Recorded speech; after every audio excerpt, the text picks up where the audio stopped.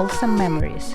So what is it exactly? Is it the number of places you visited or the points you ticked off your bucket list? Is it special memories you made with other people? For me, personally, wholesome memories, it's like a combination of personal sentiments connected to a place and experiences you're having at the location, and a little bit of luck. Because let's be honest, you can't expect nature to be the way you want it to be.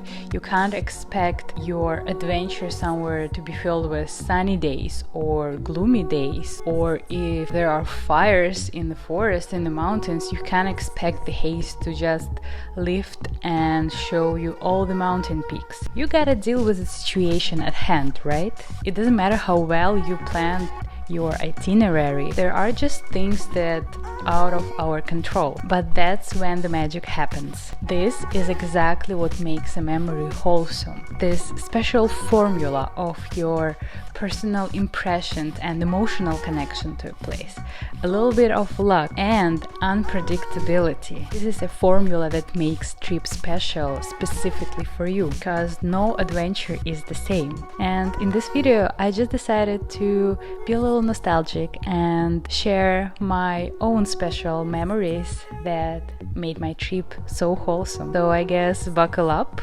and let's go on adventure.